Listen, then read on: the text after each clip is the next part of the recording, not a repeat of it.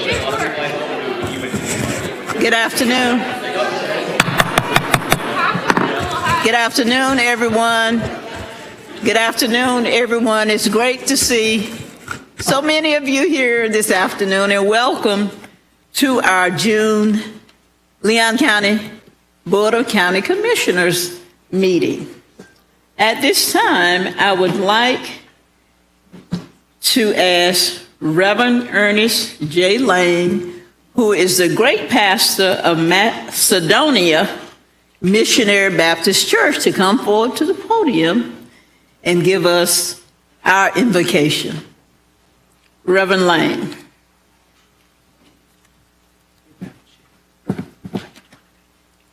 Good afternoon. Thank you, Commissioner Cummings, for this opportunity, as well as Commissioner Proctor. Let us pray. Our Father, who art in heaven, God, as we come, we ask that we may live peaceful lives in all godliness and holiness, as we know this pleases you. We invoke your presence, your Holy Spirit, in this place this day. We thank you for this commission, the men and women who serve our city in servant leadership roles, and for their families. This commission and all auxiliaries associated with the city of Tallahassee and Leon County. Please provide these servants with reminders each day of why they decided to dedicate their lives to public service, and use that commitment to encourage them. Give them peace when their work takes them away from their families. We also pray specifically for their wives, husbands, children, and grandchildren. We are also grateful for the staff of these servants. Lord, they have so much to do in keeping their offices running as they should. Thank you for the ways you have gifted them to support so well. Wrap your arms of protection around these men and women to show them love, grace, strength, and encouragement. Provide them with the knowledge needed to approach each situation in the best way possible. Help them to know you and see your presence in the work they do. And Father, give them the stamina to approach each day to find a balance between work and life so they would be sustained. Father, we're so grateful to be living in a democracy where many play a part in making sure the needs and the desires of citizens of the greater Tallahassee area are heard and met. As this commission works together to find solutions to difficult problems, we ask that you guide them to speak respectfully with humility to one another. Help them to show Christ-like love to those who they interact with, and be an advocate for their constituents and others. Lord, thank you for these servants who care about issues impacting the most vulnerable, issues of safety, poverty, hunger, and homelessness. Soften their hearts toward these issues. We ask that you help all of them to care for people in need, especially children. Give them wisdom on how to best represent everyone. We also ask that you give them courage so that even when it's hard, they will continue to boldly represent the best interests of the citizens' need. And now, unto him that is able to do exceedingly abundantly above all that we ask or think, according to the power that worketh in us. Unto him be glory, and in the church by Christ Jesus, throughout all ages, world without end. Amen. Amen. Let us stand now for the Pledge of Allegiance. I pledge allegiance to the flag of the United States of America and to the republic for which it stands, one nation, under God, indivisible, with liberty and justice for all.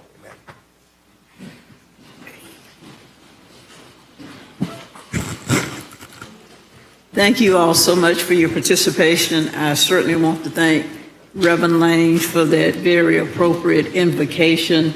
Commissioner Proctor, do you want to make a comment? Thank you, Madam Chair. I want also like to say to Reverend Lane how much we appreciate you taking time and sacrifice and to be here to lead us to the throne of grace. We're very much appreciative. We are. Thank you. Thank you, Commissioner Proctor. At this time, we want to recognize a very, very important and special individual who will be retiring from county service. I will ask her to meet me at the podium. That's Ms. Wanda Hunter, along with perhaps maybe a county administrator or any other commissioners that would like to stand with us as we read a proclamation in honor of the many years of service that Ms. Wanda Hunter has given to Leon County. Amen.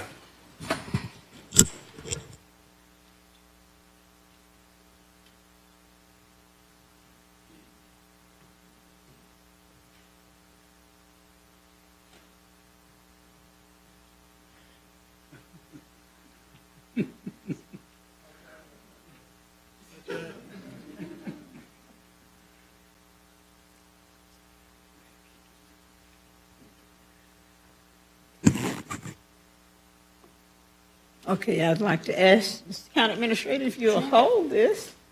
Okay. And I will read the proclamation.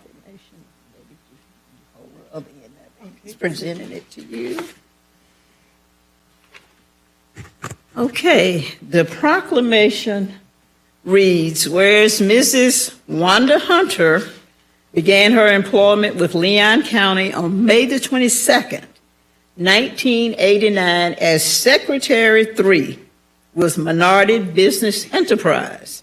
And whereas prior to joining Leon County, Mrs. Hunter earned a bachelor's degree from Florida State University, which provided a strong foundation for her exceptional career in public service. And whereas over her more than 35-year career, Mrs. Hunter took on many roles and countless challenges, serving as Affirmative Action Officer, Equal Employment Opportunity Coordinator, Employee Relations Coordinator, Special Projects Coordinator, Pretrial Supervisor, Interim Probation Director, Director of Probation, and Director of the Office of Intervention and Detention Alternatives. And whereas in her most recent and last role as Assistant County Administrator, Mrs. Hunter has been instrumental in the success of the county, overseeing a number of county offices, including library services, public safety, intervention and detention alternatives, and human services and community partnerships, bringing a depth of understanding and level of experience that strengthened the overall management structure of the county. And whereas Mrs. Hunter has been a dedicated employee throughout her tenure at Leon County government, and she demonstrated unwavering dedication to the citizens of Leon County and served as a model and mentor to many county employees. And whereas throughout all of her roles, Mrs. Hunter has been a highly effective collaborator who works successfully with diverse partners, including the judiciary, the state attorney, public defender, law enforcement, the nonprofit community, and many other agencies and individuals. And whereas Mrs. Hunter has served Leon County citizens with integrity, respect, stewardship, and accountability, and demonstrated at all times the people-focused, people-driven culture of Leon County. And whereas Mrs. Hunter's compassion and commitment to the people and employees of Leon County will be greatly missed, her tenure has made everyone at the county much better. Now, therefore, be it resolved that Leon County and the Board of County Commissioners hereby honor and commend Mrs. Hunter for her outstanding service and contribution to the county and wish her a fulfilling and joyful retirement. Dated this 11th day of June, 2024, is signed by all of the county commissioners and attested to by our great county administrator. Congratulations.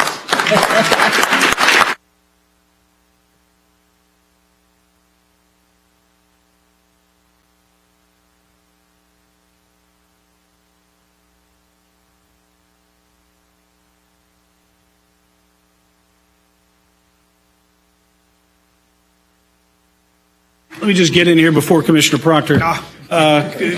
Commissioners, this is a tough one, but Wanda, on behalf of all your fellow employees, I want to wish you a very well-deserved retirement. Wanda has been there through it all, folks. There's fewer and fewer of us. Wanda was here on my first day almost 30 years ago. And she's been through all the changes and all the challenges that have come her way with her trademark patience and professionalism and grace that she's always brought to the job. And I should say style too. For the assistant county administrators, you all may need to step it up. Ben, Ken, Shinkton, you all, it's a high standard that you have to pick up with. And so Wanda, again, on behalf of all of your fellow employees, the chairman said it, you've made us all better, and we wish you a very well-deserved retirement. And you can change your mind anytime, Wanda. With that, I'll hand it off to Wanda Hunter. Wanda.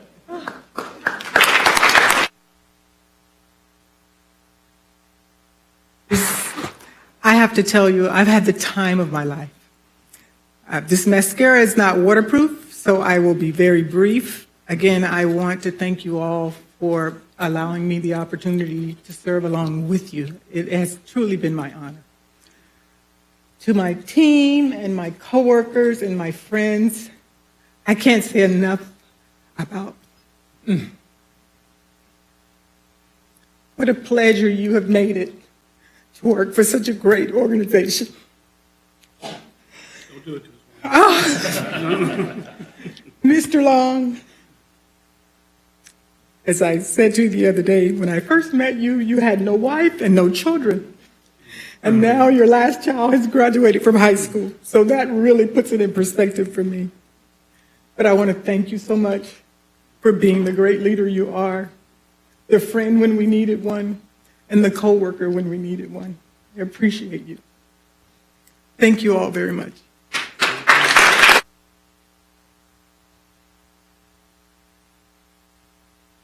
Would any of the other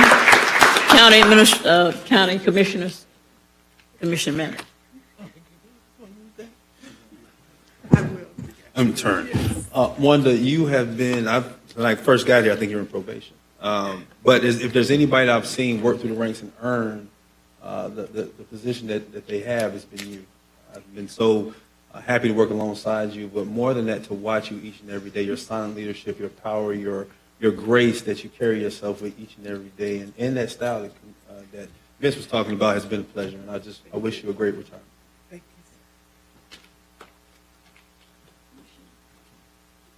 you. Church say amen.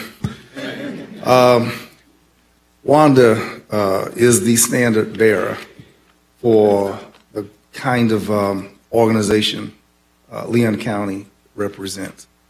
The ultimate in a professional, the ultimate with caring, with empathy, the ultimate as a team player, and the desire to do work in harmony with an organization. Her leaving today certainly is an indication of just how old Vince Long has become. And you can mark your calendars how he's aging by the fact that she's leaving after 35 years. And I'm paying attention to that, Vince. Wanda, we wish you God's choices, blessings for your retirement. And we thank you for your service and that you have indelibly left your footprints etched upon the sands of time here at Leon County's government. Thank you.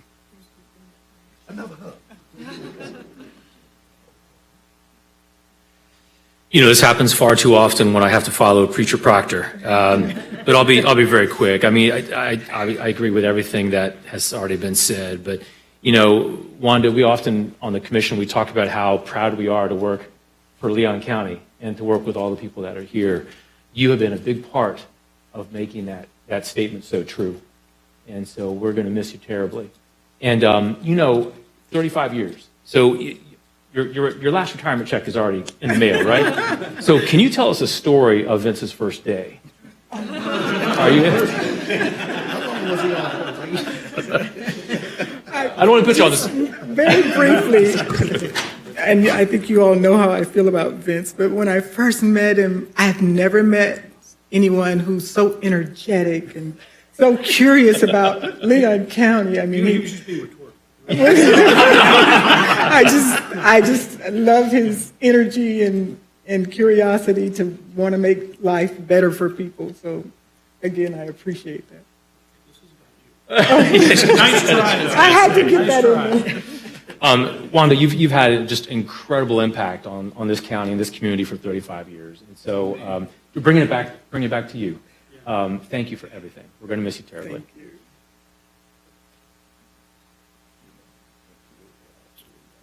So not to throw Commissioner Proctor under the bus, but for anyone who's wondering how long 35 years is, I just turned 32 last Saturday. So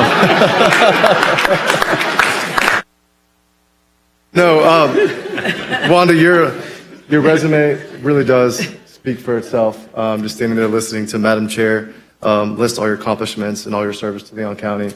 I just want to say thank you. For all your hard work. I know the long nights and long days working for the people of Leon County. So thank you very much. Thank you.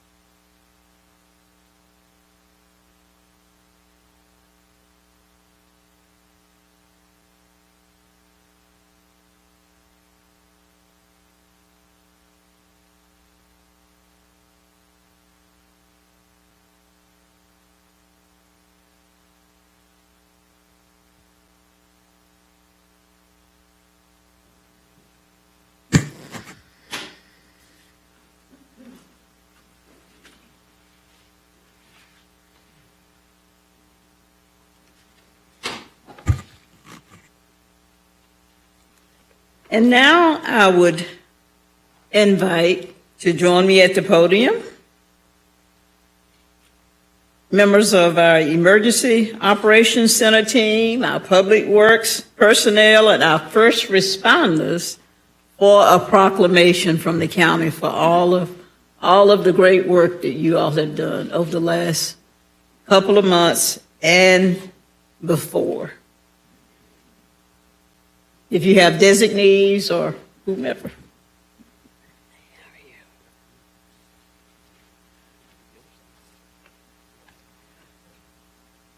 Mr. County Administrator, do you want to join us? And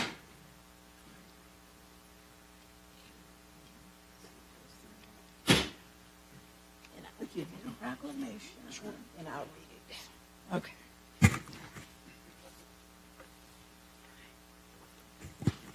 The proclamation reads, whereas on April the 11th, 2024, and May the 10th, 2024, Leon County, Florida experienced unprecedented challenges due to the bicentennial storm and subsequent tornadoes, which wreaked havoc across the community. And whereas the resilience and bravery exhibited by the Emergency Operations Center team public works personnel, and first responders in the face of disaster displayed exemplary and unwavering dedication to the safety and well-being of our residents.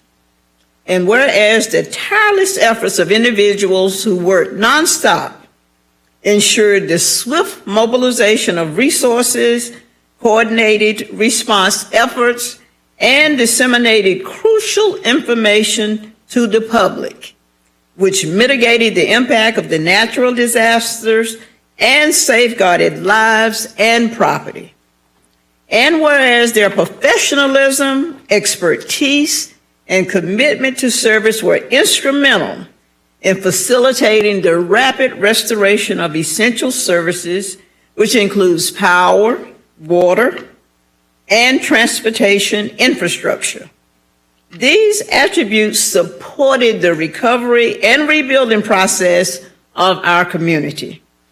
And whereas the selflessness, compassion, and solidarity demonstrated by our emergency operations, public works, and first responders embodied the spirit of community resilience and unity, which attributes inspired hope and resilience among Leon County residents. And whereas Leon County and many partners remain in the early stages of recovery, the most extensive coordination and preparation efforts will continue to be employed. And whereas Leon County's thorough after-action reports from Hurricanes Hermine, Irma, and Michael, and from the bicentennial storm informed these efforts.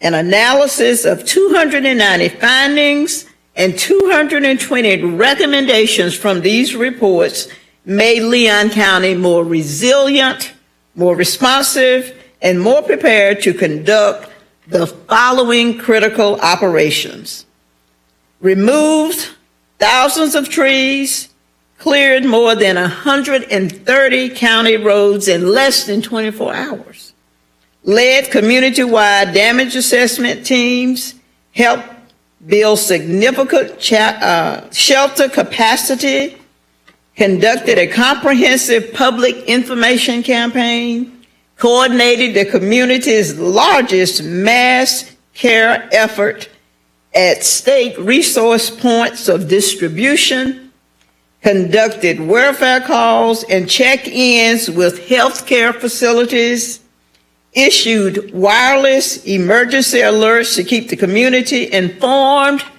and so much more. And all of the good that was done cannot be captured in this proclamation.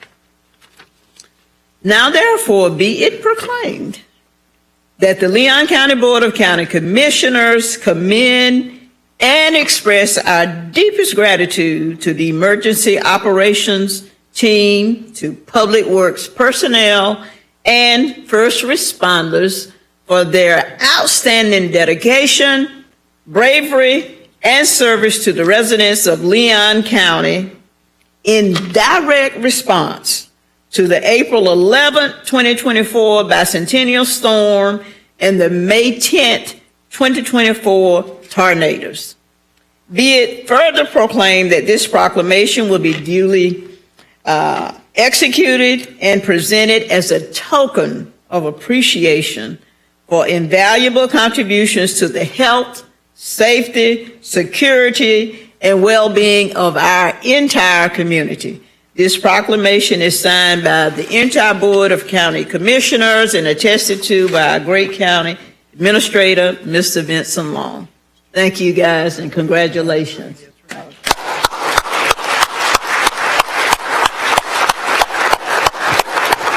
Commissioners, let me just say a quick thank you on behalf of this team and literally the hundreds of employees that are behind them in response to events like this. And I say a lot that we get way too much practice, and the only time you'll ever see any of these folks flustered is when they receive a proclamation. So that's the only time. Other than that, you'll never see it. But again, we greatly appreciate it. And Kevin, since it's hurricane season, do you have anything? You're always good with a reminder. Anything? Yeah, come on up. Well, just on the hurricane front, again, we talked a couple weeks ago, above average forecast. We are actually looking at an area that could develop off the east coast of Florida later this week, bringing a lot of heavy rainfall to South Florida. It's just a reminder that now is the time to prepare because it's going to be a busy season. Never miss an opportunity. Thank you. Thank you. Would anyone else like to make a comment? No? Okay. All right. I think we need a picture with the proclamation. Is it you want it up there? Yeah, we can do that. Okay. All right, go ahead. Go ahead. He wants everybody up. Madam Chair, I'd love to say something, but these guys need to focus on taking the picture because, you know,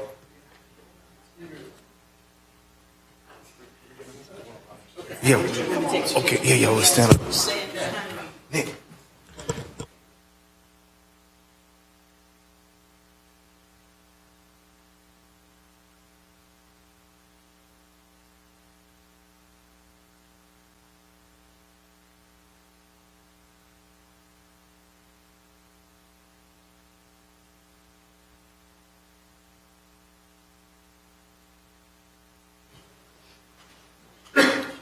Commissioners, I know that platitudes matter, except for I am extremely proud, pleased, satisfied with the efforts of the team first responders.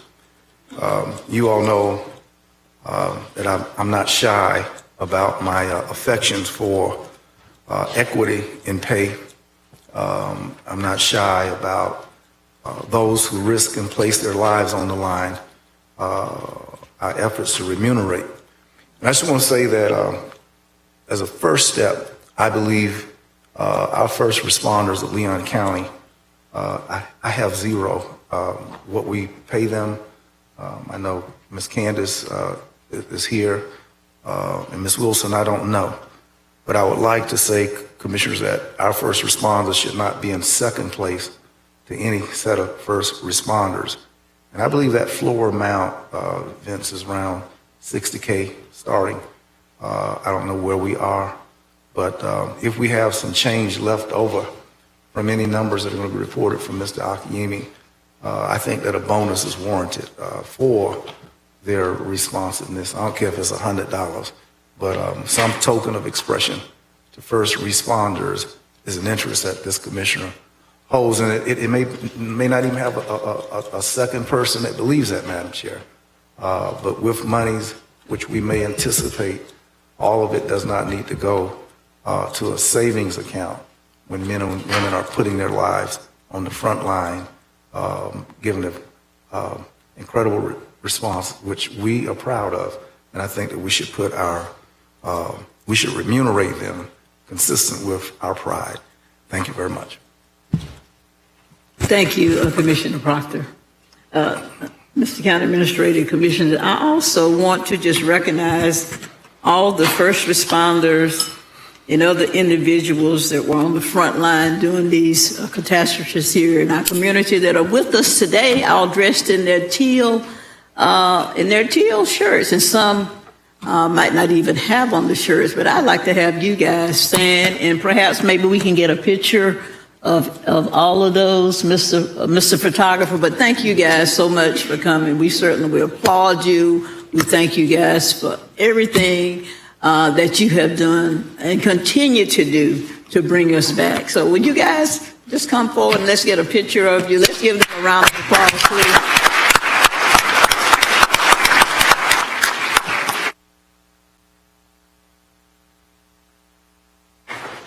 And commissioners, we can stand up here behind them. Okay, cool.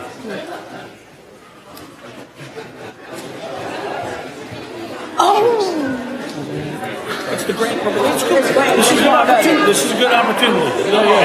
Okay, thank you. I'll mention. Okay. Yeah, that's okay. I got it. Okay. They're part of the team.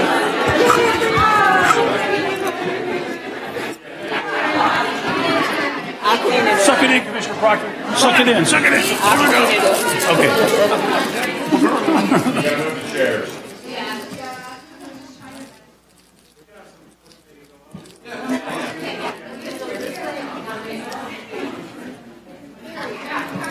Come on up. You never know when we're going to get all these shirts together again. I love it.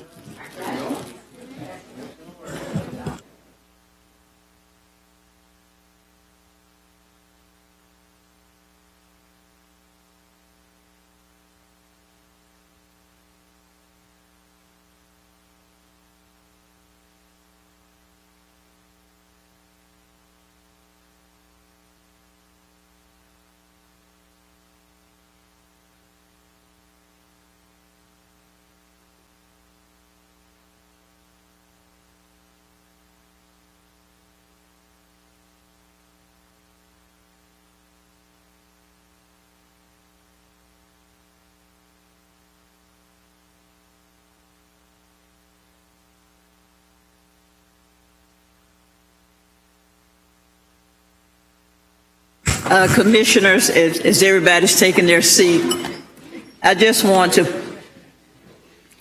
point out the volunteer service of those individuals with the teal shirts on. Many of them volunteered at many locations passing out food. They volunteered with the micro grant at the various locations where we were actually accepting applications and online. And I know our county administrator, our county employees as well. And I know our county administrator will have something to say about that a little later on. But I wanted to get you guys in the picture taking mode and just let you know we certainly appreciate all of your assistance. Thank you very much. Any commissioners like to make a comment at this point?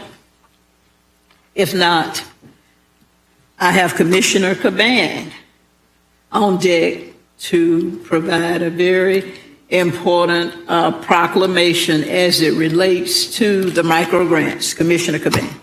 Thank you, Madam Chair. So today we are going to be giving a proclamation to Terry Hogan, who is the proud owner of a pizza Italian restaurant in Woodville. Whereas Bajigio's is an Italian restaurant family owned and operated by Terry Hogan and her husband Stephen.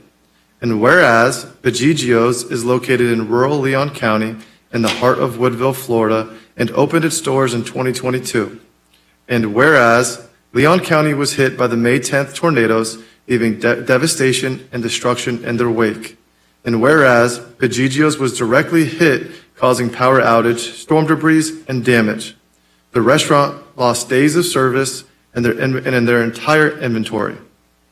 And whereas Bajigio's owns a wood-burning pizza oven shipped here from Italy and is one out of two of its kind here in the United States. And whereas the pizza oven can burn wood and was still able to operate during the mass power outage. And whereas Terry Hogan and the Bajigio staff used the wood-burning oven to cook all of their inventory that was in their fridge and give out free pizzas for the Woodville community that was hit by the May 10th tornadoes. Now therefore be it proclaimed by the Board of County Commissioners of Leon County, Florida, that we recognize Bajigio's and Terry Hogan for her kindness and selflessness during such a challenging time. We express our gratitude and appreciation for her willingness to jump in and help her neighbors in the midst of uncertainty, not only providing warm meals, but establishing a sense and hope in the community in Woodville. Dated this 11th day of June, 2024, signed by the Board of County Commissioners and the County Administrator, Vincent Long.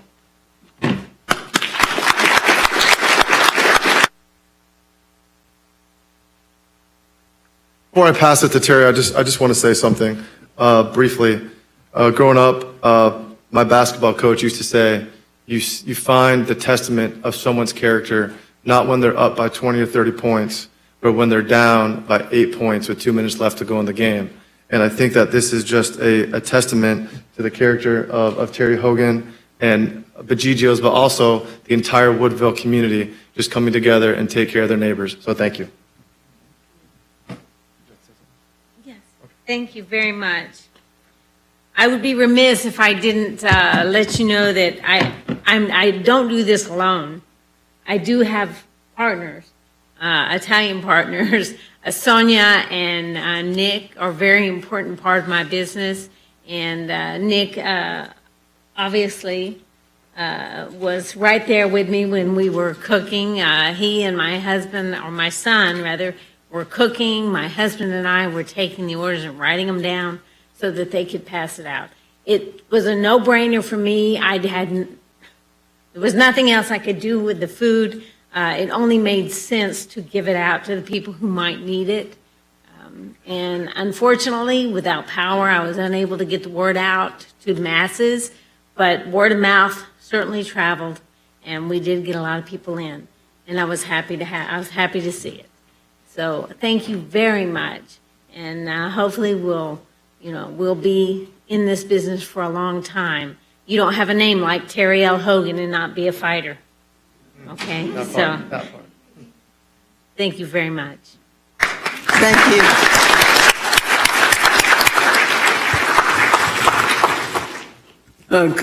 Do any commissioners have any comments?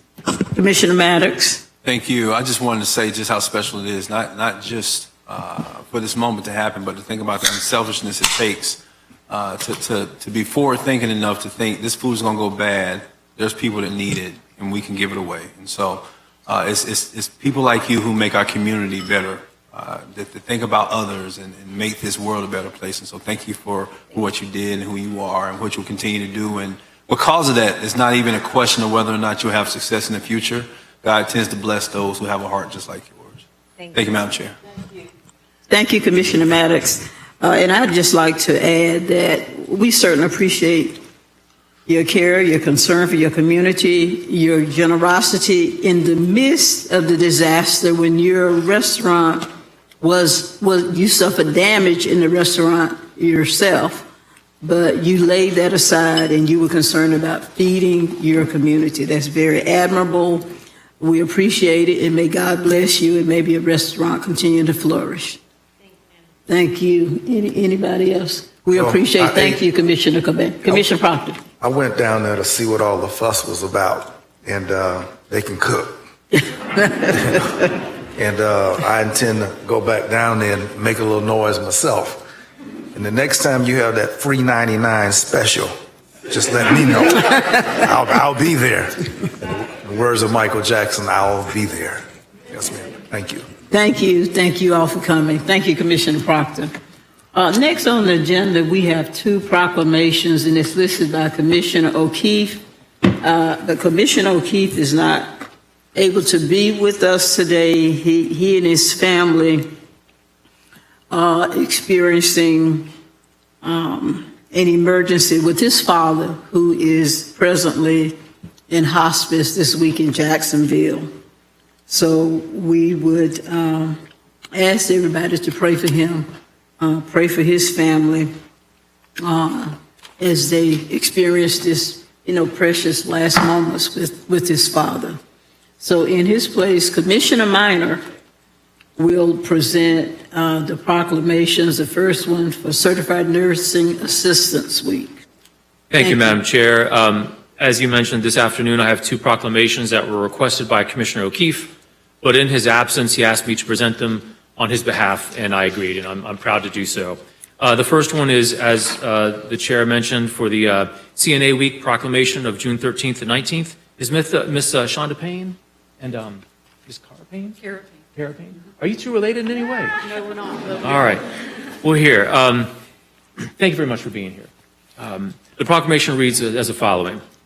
Whereas National Nursing Assistants Week began 47 years ago as an organized way to show appreciation for those who work as nursing assistants, and whereas rehabilitation centers, long-term care agencies, nursing homes, home care, and hospitals have accepted the responsibility for providing quality care and quality of life for the citizens in our community, and whereas the well-being and happiness of these citizens depend in large part on certified nursing assistants who provide the daily hands-on care in nursing homes and other long-term care and rehabilitation settings.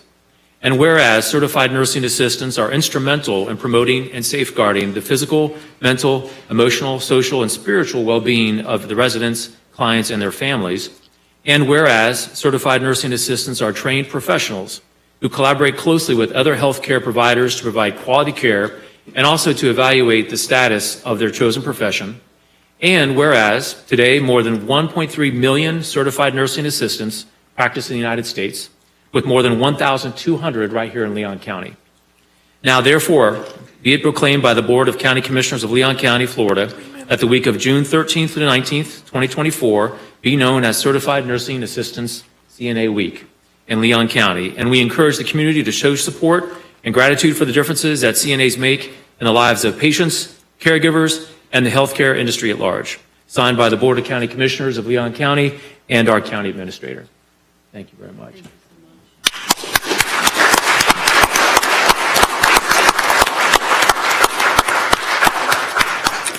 Thank you so much to Commissioner O'Keefe and Commissioner Minor. My name is Kara Payne, and I'm the nursing director at the Tallahassee Memorial Rehabilitation Center. And I'm very proud to be here with Shonda Payne, who is one of our amazing certified nursing assistants, and they play such a vital role in everything that we do and all over the county and in every aspect of healthcare. This was so well read, and I'm so pleased to be here with especially this young woman who represents the best of the best, and we really appreciate you recognizing this group of healthcare providers. Amen. Okay. Well, on behalf of my peers and CNAs, I'd just like to say we are honored that you would recognize us and see us, and we thank you.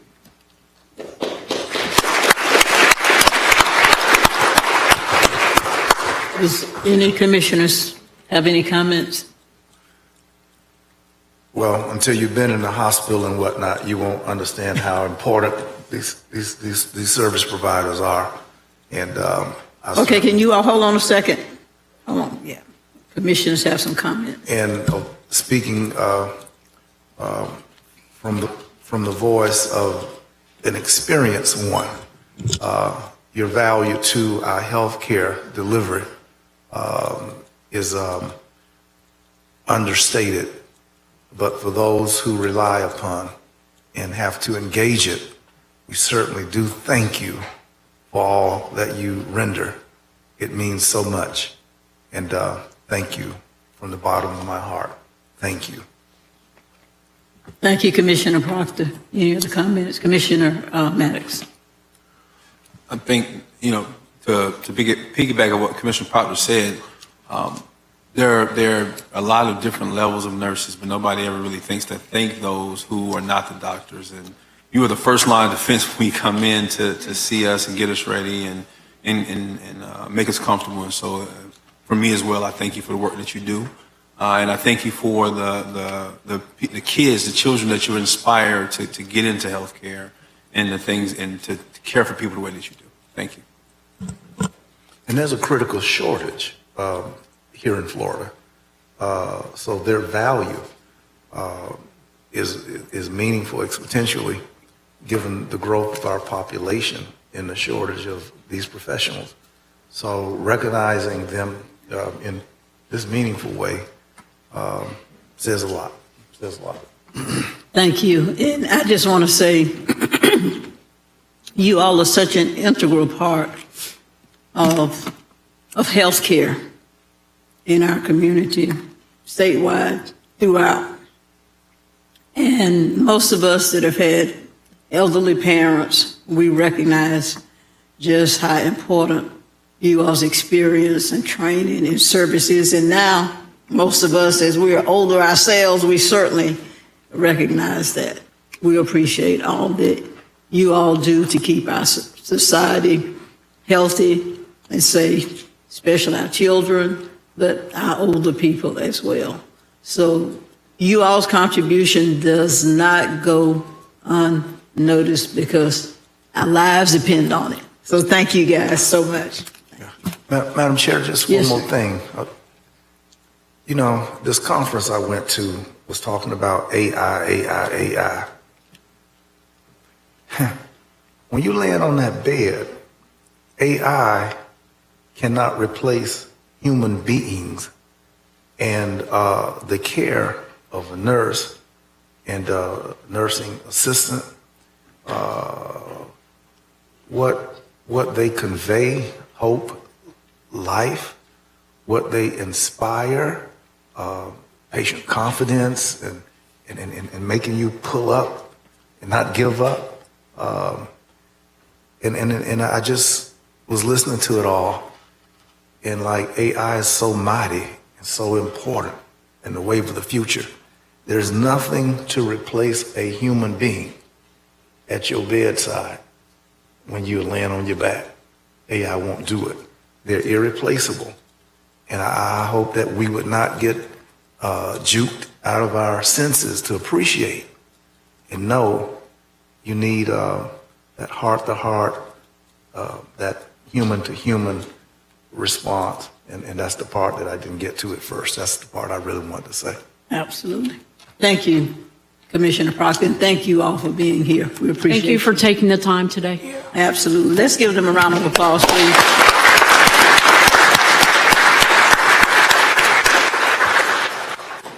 Ms. Payne and Ms. Payne, thank you very much for being here. Really appreciate you being here. Thank you.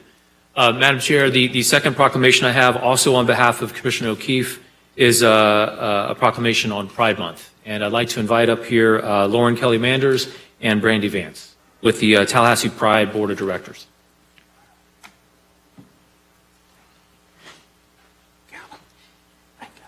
Okay, the proclamation reads as follows. Whereas our nation was founded on the principle of equal rights for all people, but the fulfillment of this promise has been long in coming for many Americans, and whereas the month of June was chosen to commemorate the events that took place 55 years ago at the Stonewall Inn in Manhattan, New York, on June 28, 1969, and is often viewed as the beginning of the modern lesbian, gay, bisexual, transgender, and queer rights movement, and whereas everyone should be able to live without fear of prejudice, discrimination, violence, and hatred based on race, ethnicity, religion, class, gender identity, gender expression, sexual orientation, age, mental or physical disability, and to be supported by their peers, educators, and community leaders. And whereas the month of June has become a nationally recognized moment to celebrate and honor the way LGBTQ+ Americans have overcome adversity and enriched our society. And whereas Leon County celebrates and honors its diverse LGBTQ+ community that includes people of all races, ethnicities, religions, and professions. And whereas Leon County strives to be a community where everyone is celebrated for our differences rather than being limited by what might divide us. And now therefore be it proclaimed by the Board of County Commissioners of Leon County, Florida, that the month of June 2024 be known as LGBTQ+ Pride Month in recognition and celebration of the many ways in which the history and culture of LGBTQ+ Americans and the advancements, discoveries, and achievements of LGBTQ+ Americans have contributed to the history, culture, and social fabric of the nation and of Leon County. Signed by the Board of County Commissioners of Leon County and our county administrator. Let's give them a hand, please.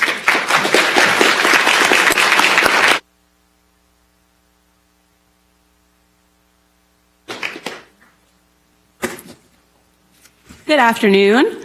My name is Brandy Vance. I am a teacher with Leon County Schools, and I'm here with my partner, Lauren Candy, not my partner, but my current board member, Lauren Kelly Manders.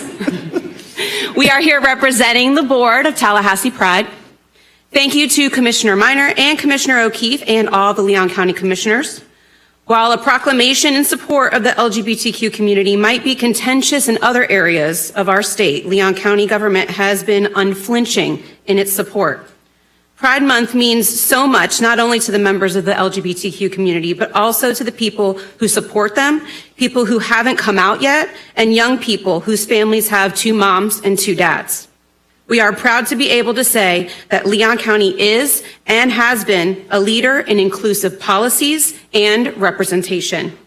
Pride extends well past the month of June, and we are looking forward to continuing to work for true equality in Leon County and beyond. Thank you so much.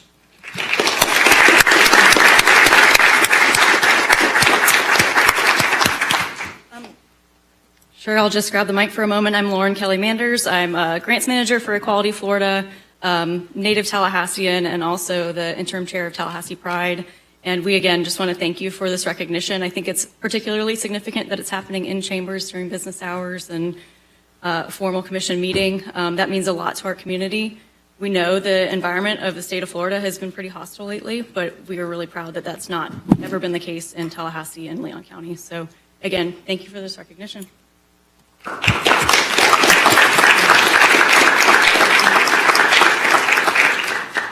And we certainly thank you all for all you do to advance equal rights and human rights for all.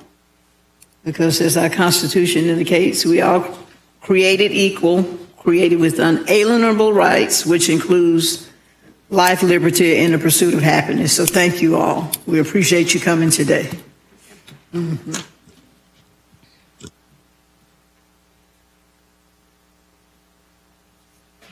Thank you, Commissioner Minor, for stepping in for Commissioner O'Keefe. And I'd also like to mention that our Vice Chair, Commissioner Welch, has been trying to call in Mr. County Administrator, but apparently he's out of range. So we haven't been able to make connections with him. We might be able to before the meeting is over. So, Mr. County Administrator. Thank you, Madam Chair. We have a couple of speaker cards in on citizens to be heard on consent and non-agended items. The first speaker, Peggy Cervantes.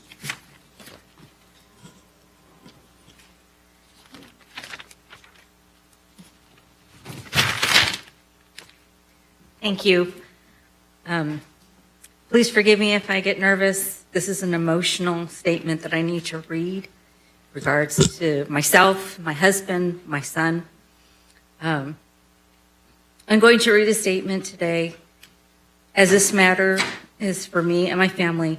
Today I would like to bring to your attention the failures of the Leon County Building Department and the admitted gross negligence by the Leon County Building Department Director of Building Plans Review and Inspections. We started our forever and retirement home build in July of 2022, and our home is still not finished 23 months later. Through the process of passing inspections on the items that should have never passed, now we are left with a home that is currently unlivable. We cannot pass the final inspection or obtain a certificate of occupancy. Examples of the inspection failures are framing inspections passed with a missing load-bearing header in the main portion of our home, the non-engineered construction of a cripple wall which in construction is deemed unstable and dangerous due to wind load and inherent lack of structural integrity. The worst part of these were not the only items overlooked. No window flashing on window sills resulting in water damage and termites. Stairs not built to code. Improper nailing on the siding. An inspection completed on the slab, footers, plumbing, rough-in, and rebar occurred 6 days after the slab was poured. And we don't even know if the inspection actually happened. Currently, we have paid more than $600,000 on a fixed price contract of $540,000 and have an estimate of $275,000 or more to fix our home and finish it. We should not be in this situation if inspections were done appropriately and these items were caught. The worst part of all of this, we keep hearing this is a civil matter, but because the inspections were passed, the Leon County Building Department has negated our claim in a civil suit by giving the contractor a variable defense in court. I passed all the inspections. We have asked for the passes to change to fails, but the Leon County Building Department states they do not want to change public record. We will add notes, but not fail the inspections. We are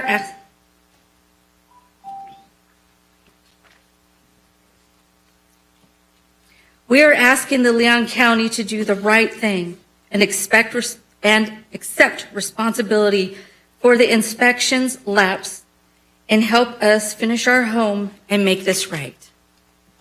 Thank you.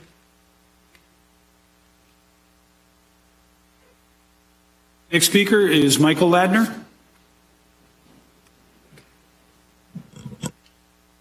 Thank you. I was supposed to go first, so she ended up reading the whole statement. But we've had nothing but problems with the Leon County Building Department. We brought it up to 2 of the commissioners, and one of them jumped all over it and has been very helpful. And I thank you, Mr. Proctor.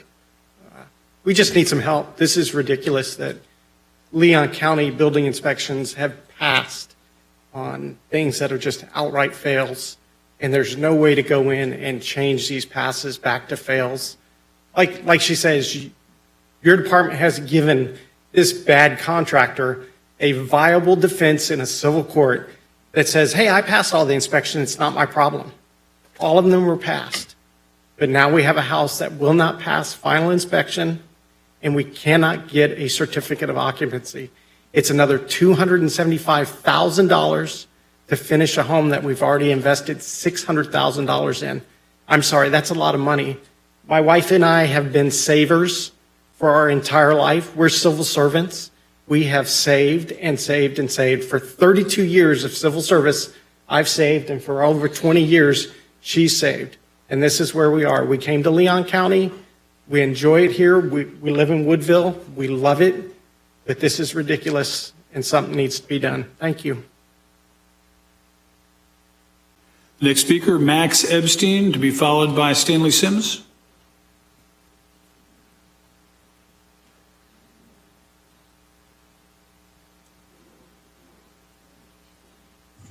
Hello, everyone. Max Epstein, 1001 San Luis Road. I'm just here to give a quick update on Lake Munson and then provide a couple comments about 2 meetings ago when there was a long discussion about scheduling a workshop. Number one, there are 2 issues that are facing Lake Munson presently. The city is delivering water to the residents on the north side of the lake at an extremely high pressure, blowing out their pipes and costing them thousands of dollars. I know they've been in contact with Brent and the Public Works Department about this, but there has not been any movement to get this resolved, as far as I know. Number 2, there is a large floating mat of vegetation that is clogging the dam. It's about 2 acres worth that has been there for several months. It's invasive vegetation that's grown after the lake refilled. And the solution so far seems to have been to spray herbicide on about 10 feet of it, and then it just dies and clogs up the dam. I'd like to provide a solution.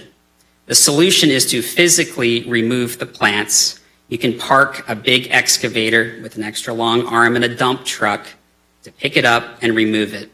And every acre of vegetation you remove, according to UF, removes 40 pounds of phosphorus. And phosphorus costs between about $200 and $2,000 per pound to remove. So I'd like to see perhaps there's a way to remove that vegetation. There are now a couple things I'd like to get on the record. You know, I had to walk out after an hour of discussion on whether or not to schedule an hour-and-a-half workshop.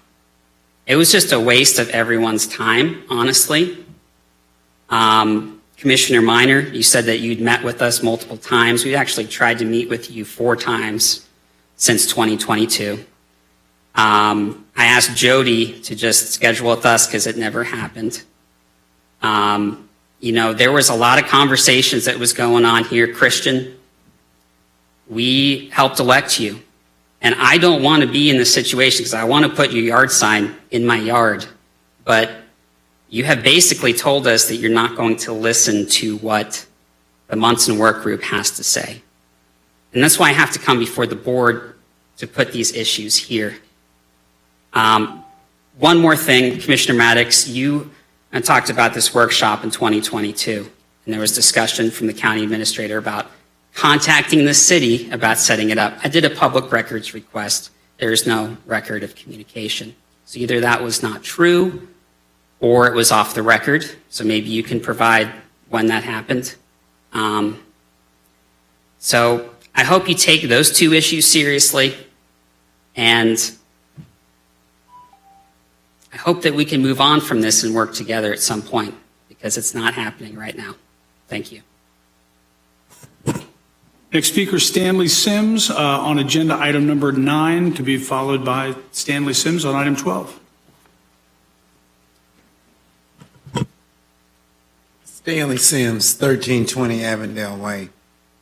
Madam Chair, I would be remiss if I did not say a few words to my good friend, Ms. Hunter. Today, I am an ex-felon. When I met Ms. Hunter, I was a felon. It takes a very special person to look beyond faults and supply needs.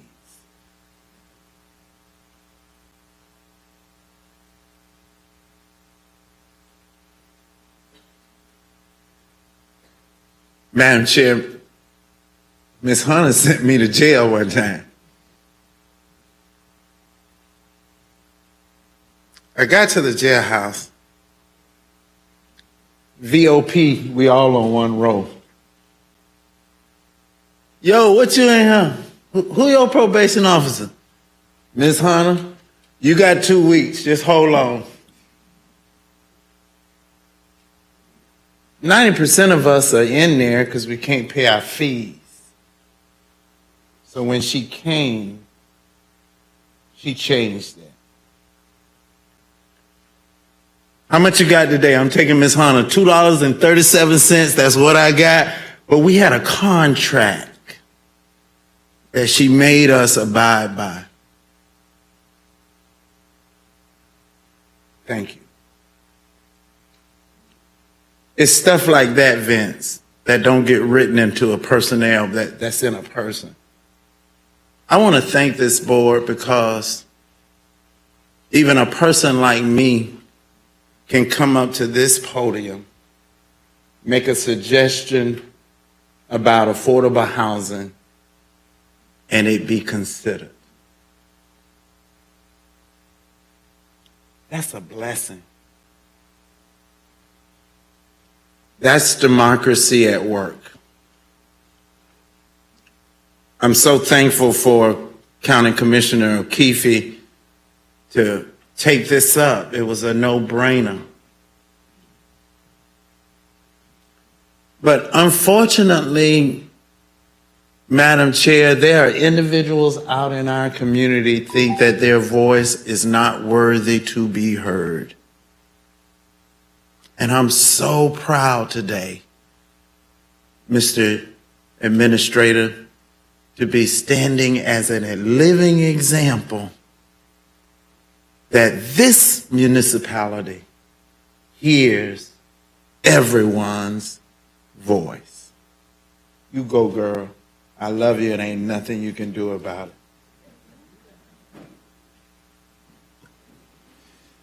Final speaker, Commissioners Stanley Sims, item 12.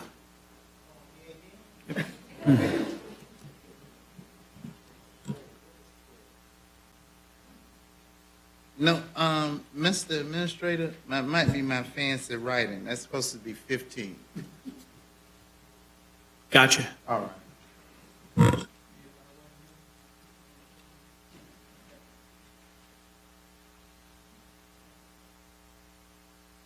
Thank you. Thank you, Mr. County Administrator. Are there any items being pulled from the consent agenda? There are not, Madam Chair. Thank you. Madam Chair, I move consent. Thank you. It's moved by Commissioner Minor, second by Commissioner Caban. Is there any discussion? Hearing none, all those in favor, let it be known by saying aye. Aye. Any opposition? Hearing none, the motion passed. Mr. County Administrator, that brings us to our general business. Item number 15. Thank you, Madam Chair. Commissioners, item number 15 provides a final report on the successful launch and implementation of the Team Leon program. We just wanted to turn this back around to you as soon as we could. You'll recall just last month, the board approved the establishment of the micro grant program in the amount of $1 million to provide immediate and emergency assistance to individuals and businesses in the unincorporated area impacted by the May 10th tornado outbreak as a bridge to eventual financial aid. We launched Team Leon about a week later on May 23rd. I'm very happy to report to you, commissioners, that all funds were awarded through the program. A total of 472 individual households and businesses received financial assistance through the Team Leon program. That includes 53 businesses like Bagigio's, who you saw highlighted earlier tonight. Commissioners, at this time, we continue to await a federal disaster declaration, which would bring FEMA aid into the community. Of course, we continue to work very diligently with our emergency management team and partners, which is extensive, to continue to meet emergency needs in the community. Any unmet needs in the community are actively being worked on, and that will continue throughout, including helping, conducting our role in assisting FEMA eventually stand up, we hope, individual assistance programs to the community. We could talk much more about that, commissioners, but you're provided in this item with all the detail with respect to the program. Madam Chair, you recognized county employees earlier who represent the 50-plus employees across 20 departments and divisions, and they are the reason we were able to so quickly and successfully stand up this program and provide immediate financial relief to those impacted following the board's direction to do so. And with that, Madam Chair, we're recommending option one and happy to answer any questions that you might have. We have one speaker on item 15, Stanley Sims. Thank you, Mr. County Administrator. Madam Chair, I'm at 1320 Avondale Way, and I just wanted to say a good job to team. I want to thank the county administrator as well as the county commissioners who took leadership, because the first was to wait on FEMA. We'll still be waiting, Caban. And what's unfortunate is this storm hit our most economically challenged areas. Did I apply? Yes. Did I get funded? No. Am I mad? No. Why? Because I live at 1320 Avondale Way. We were out of lights for about a day and a half. My sherbet went to waste, my butter pecan ice cream. But there were people on the south side sweating. Clothes were shattered across streets. Babies crying. You can't unsee that, team, and I know you've seen that. Even when probably some of your houses were disarrayed. There's no words that I can say thank you. And there are people out there that want to tell you thank you, and I'm doing it for them. I'm sorry I don't look a little better, but this is the best they got. We appreciate what you did.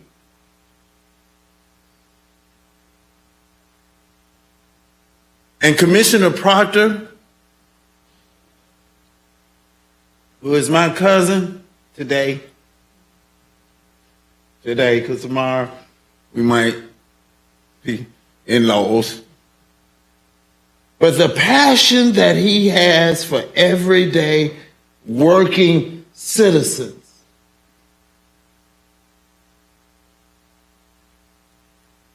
It was just divinely placed that that storm hit with someone who understands the struggles of everyday people. And Mr. Administrator, I don't know these people by name, but I thank you, thank you, thank you, thank you, thank you. I don't know you. What's your name? Amy. Me and Amy are now cousins. Good job.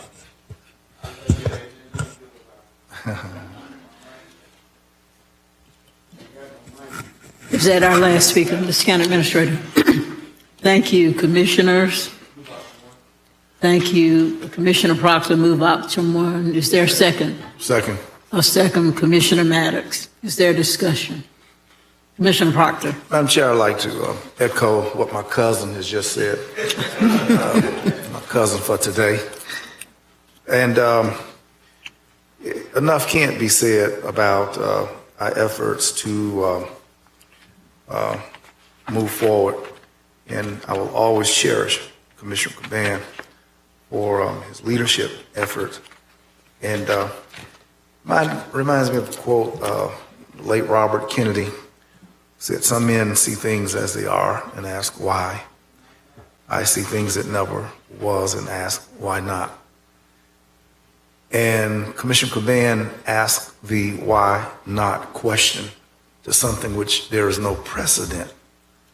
It's my understanding, as I hear County Administrator indicate, that FEMA and all of that has not been fully declared and worked out and commitments made. A report last week indicated that FEMA likely may not make any movement because FEMA is nearly out of money. So to those governments which rely on FEMA, more power to them. But Leon County moved with the creative idea of Commissioner Caban to, and it's not just money, it's the extension of hope. It's the throwing out of the lifeline of care. And of course, $1 million can't in any way mitigate against the destruction. But in that timely moment, it was a hell of a lot more than FEMA did then or has done now. Self-help, self-reliance, looking beyond what does not exist and to ask why not, the mark of leadership. And I'm quite pleased that we've done that. Secondly, I wanted to say that during this time, I received a letter from Tracy Bensley from Talcott Electric Cooperative when I asked that they would give a $300 waiver to their clients that had been impacted adversely, those who had experienced trees to fall on their homes, those whose power had been out for more than 48 hours. And Talcott, I don't know if you all got a copy. Y'all get this letter, Talcott letter. Did y'all ever get that? Okay. Sent back and said that we hope that you will understand that we have considered your request, but cannot provide the waivers that you suggest. I sent the same thing to the city of Tallahassee, and I saw in the news that perhaps I'd asked something that was not legal, to ask for the city of Tallahassee likewise to consider the waiver for persons whose power had been out for 48 hours or greater. But what I want to say, commissioners, is that since April, we had a serious flood. In May, we've had 3 tornadoes. As of June 1st, it kicked off hurricane season. And you all were out there at the kickoff. It's almost like the kickoff has become a big celebration to be to. It ain't. It's the forecast of gloom and doom. And it's the very expectation that so much resource, including emergency people and county chairwoman and the administrators of the city and the sheriff, all these people are sitting out there telling this community to get ready for hurricane season. That many important people can't be coming if it ain't something very major. I wanted to propose to our body that we consider and be proactive with a mini grant system, and that we create a formula or some permanent basis that if we're anticipating 11 hurricanes to be named in this hurricane season, that we've had 3 tornadoes, that we've had a major flood, there ought to be, and we see what FEMA,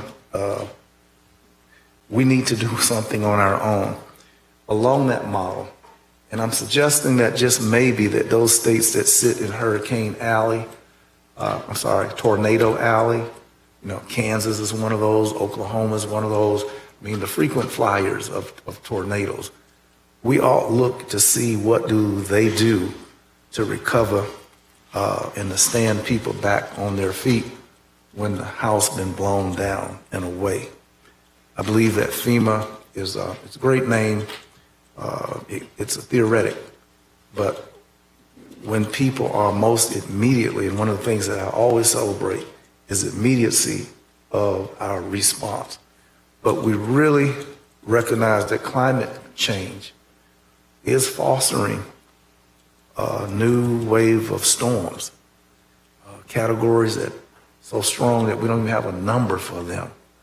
And this is why in our planning as a county, as a community, that we would look at a mini grant system in the future to deal with the post storm trauma. And I'd like to make that a part of a motion that we consider our staff to bring back a post-storm recovery mini grant system. I'll be okay with that being a part of the motion, but what I would ask, if I can, Madam Chair, just for clarification. Mr. Administrator, the dollars that we used for this mini grant was taken from dollars that were already set for such events, correct? Yes, for the Team Leon program, that was funded through your CAT fund. Yes. That we established in advance of, we have established for many years, and it's for the purposes primarily of funding expenses related to our governmental expenses, which, as you would imagine, are very considerable, notwithstanding the need that individuals are dealing with. It should not, I guess it can't be overstated the amount of money that is allocated from the county for storm debris pickup and damage to public facilities and that sort of thing, which is the primary purpose of the CAT fund. Commissioner Proctor, if I could, Madam Chair, ask that in that coming back, that we get an understanding of what the CAT fund looks like, the percentage of the budget. I think it says 2%, 1%. Is it 2%? 2%. 2%. When that money is put together as 2%, what's the breakdown of it? The part that you have used for county debris pickup and stuff like that, as opposed to the amount that we could pull aside for anticipated events, that if we want to do this mini grant program, that we can do it. I do think it's a good idea. Commissioner Caban, I do appreciate your leadership on it. I do think that we have to be very, very mindful of how we move with this, making sure that we do have enough money to be able to deal with the county's expenses with debris pickup, which is very important. There's still neighborhoods out there who still have trees everywhere. So we do want to make sure that we're honoring that. But I do think it's a good idea for us, especially in anticipation of us having so many storms, for us to have a mini grant program in place. Along with that, if we could, Commissioner Pratt, if you don't mind, in that agenda item, if we have it come back with the percentages and the breakdown of that budget and the amount that we could allocate, also look at the criteria that we may use to implement it. So to say as such that, let's say, a certain category of storm, we will automatically consider by approval of, let's say, a supermajority board. Just build out something to that specificity so we don't have to bring it back, because I think we need to get moving on this pretty quickly. Is that cool, Commissioner Proctor, as part of the motion? Well, let the county administrator. I was just going to respond to say that upon this motion passing, commissioners, we'd be very happy to bring a thorough evaluation back to you on what a program like that might look like. I'll stress caution. Don't be surprised when a lot of caution comes back to you. All storms are different, and some storms would be impossible to budget for, just in terms of the basic expenditures that you would have to deal with during a storm, without considering what a microgrant program may cost. We'll bring that all back to the board for consideration. We're happy to do so. Thank you. Yeah, I just think, Commissioner, Madam Chair, if I Yes, might, to Commissioner Mattison's question, that what we've done is an ad hoc. This ought to be a permanent, structured part of our annual, what we do. And whether or not this would take a half-cent initiative. If climate change is for real, I mean, it may not be, it could be for play. But if it is for real, and hurricane season requires every important official of this county to come together at the Leon County Emergency Center and get off work and go out there and tell everybody to get a bucket, and this is what you need, then hell, it needs to be anticipated in our budget. And I understand the monies that we use to recover for the county itself, government, but in the instance of these insurance companies that have not paid these people, insurance companies that people can't hear from, insurance companies that people got to pay an astounding deductible front end, not until you have a storm like this do you really can appreciate what kind of insurance you got, or what kind of dysfunctional insurance, a ghost of an insurance policy. So, I mean, if it's real, I mean, it may, but I have to trust these scientists and biggies that come together to tell us, then why don't we have in plan for a fund such as the one that creatively came from Commissioner Caban? It ought to remain a permanent situation, because science is telling us that it's going to get worse and worse. And that's a word from my cousin Stanley. He taught me that word. So I accede to what you've just recommended and straightened out for me, Commissioner Maddox, as my friendly amendment. Thank you, Commissioner Proctor. Just for my clarification, we are asking for an agenda item to come back, Mr. County Administrator, to explore such a program, and not necessarily with the catastrophic 2% that's set aside, but you will give us, I guess, various scenarios and avenues to achieve it, perhaps with some policies and procedures as well. Right, we'll bring you back an evaluation of that. Okay, awesome. Commissioners, clear on that. All right, all those in favor, and I believe the motion was made by Commissioner Caban, no, Proctor, Maddox. and then second by Commissioner Minor. Proctor second. Okay, Commissioner Caban for comments. Thank you, Madam Chair. First off, I would like to give a big round of applause to Team Leon and everyone involved. Seriously, commissioners, can we give them a round of applause?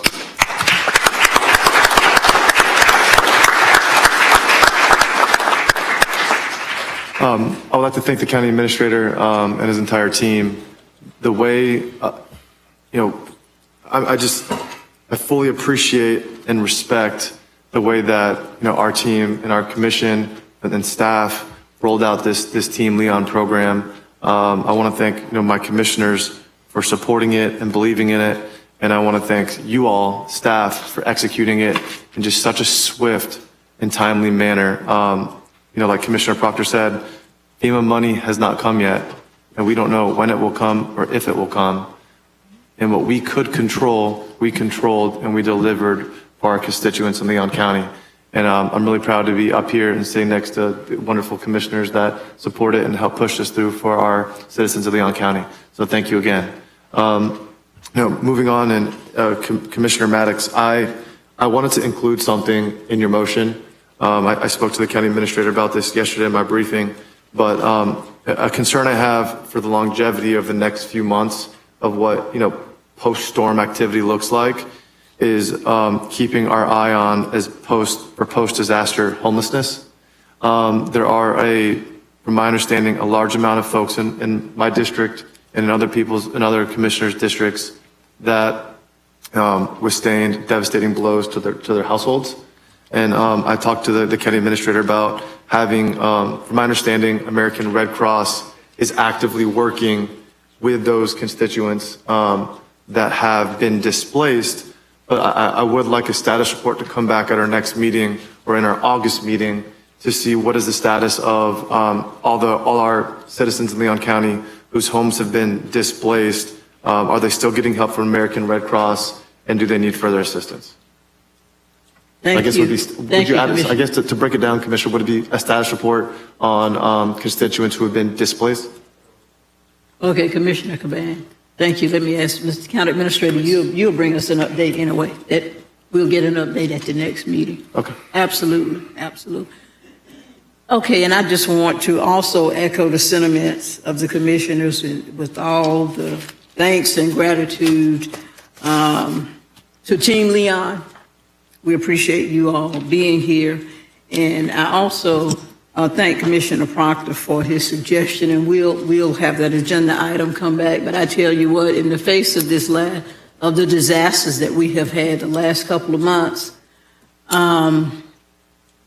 under the leadership of our county administrator and the heads of our various emergency management teams, we did not miss a beat. We might not have a strategy written, policies and procedures written, but our team leaders and our county administrators stepped up to the plate, and we had fast turnaround in many different areas within less than 24 hours. I think you all remember when we had 2 months ago, when we had massive flooding. We had a road that was just totally halfway washed out. Within 24 hours, our people restored that road. Within days, under the leadership of our county administrator and Team Leon, we jumped in and we helped many individuals who had lost their homes, were displaced, removed trees, provided emergency services. So I just want you to know I'm just so proud of the dedication of our employees. I'm so proud of the teamwork that you all have displayed with the county, the city, nonprofits, other groups coming in to lend a helping hand when we really needed it. And it doesn't go unnoticed that Leon County goes to other municipalities when they have emergencies as well. But superlative job, Mr. County Administrator, and all of you all that pitched in to help when help was needed. So thanks again. Anybody else, Commissioner Maddox, then Commissioner Proctor. Commissioner Maddox, then Commissioner Proctor. Thank you. Madam Chair, I wanted to bring up the fact that, I understand the process of how these folks in these shirts were identified. It's like 20 different departments, people identified to do this. This isn't something that I think we should take lightly. I think Commissioner Caban brought up as well. And also to have community volunteers, it says a lot about who we are as a community. And we know that we made the policy, we created the policy, we created a program, but you guys did the hard work. And I don't want that to go unsaid. I think we all said it before, but I definitely don't want that to go unsaid. And there's not enough of what we could give you, enough thanks that we can give you for what you did for this community and the folks that, not only the folks who received the grants, but the folks who applied for the grants. You did the hard work, and I wanted to thank you for that. Madam Chair, so thank you. Madam Chair, I also wanted to just having the conversation around the extension of the micro grant program, I'm not going to sit here and act like it doesn't make me a little nervous. We innovate as we need to, and I think it's a great idea. But we also have things we have to handle as a county within our budget. And so as we're finishing up our budget processes, I think Commissioner Proctor said it best in that, you know, if the 2% in the fund that we're going to use, because you said 11 different storms may come. I mean. No, I didn't say that. Oh, well, I thought you said, but the emergency people. Yeah, emergency people said 11 different storms may come. You know, 2% of that budget, and considering the fact of what we have to do, along with also trying to consider this, is not nearly enough money if we get 5 of them. I mean, just not too long ago, we had a hard rain. It could have qualified for something like this. And so I think the providing the balance with the innovation that we're having as a board, especially with our new members, but also understanding that we have responsibilities that we absolutely have to attend to with our budgetary dollars, I think it's something that we're going to have to really start to think about when we build out the priorities as we move forward. I don't think it's a bad idea at all, Commissioner Proctor. I think this is something that we should consider, and if it's something that we can fund and create a good program out of, I think we could. I think we should. I think we should be cautious about the amount of money that we put in there and maybe trying to build that amount over time to sustain something more long-term in the future, or multiple storms in the future is something that I'm saying that we should consider, because we'll make the sacrifice in some other place in order to get this done. I just want to make sure that we don't make the sacrifices in places that we absolutely have to handle as a government for our citizens. So thank you, Madam Chair. Thank you, Commissioner Maddox. Commissioner Proctor, you have the last word. Yes, ma'am. I think, Commissioner Maddox, Commissioners, that, you know, we really could take a critical look at the fire services fee. The $11.2 million that we collect from Leon County citizens, the city actually moves $11.4 million, I believe 11.6, from fire services fees collected to their general operating. It's just clear that the money we're taking up for fire services ain't needed. The city takes that exact amount and moves it to general services. We really need to claim half of that money. And when you look at the amount of damage, I don't think $11 million worth of damage happens to all the homes in the community combined every year. I don't think it's $11 million worth of houses, burnt down houses that happen in Leon County. So we're well paying into, and I think that we all duke it out, argue, be diplomatic, and be kind and nice, and let our chair and the mayor. We need half that money to go for a mini grant situation, because our insurance commissioner ain't holding these companies accountable when they get claims. The state insurance commissioner is not commissioning. These companies are running out on Floridians as well as Leon Countyans. FEMA, I don't even know what that is about. We got to stand for ourselves. Another potential source of revenue, no one likes to hear this word, but a half-cent sales tax. I don't know how much room we got. Mr. Administrator, do we have any money? Zero, zilch, nada? Okay. You know what nada means, don't you, Commissioner Van? You do know? Okay. Nada. We don't have no money. No room for a new tax. Notwithstanding, we do have money on that file services thing, and that needs to be looked at. I mean, strongly looked at, because it supports the city government, general operations entirely, the whole amount.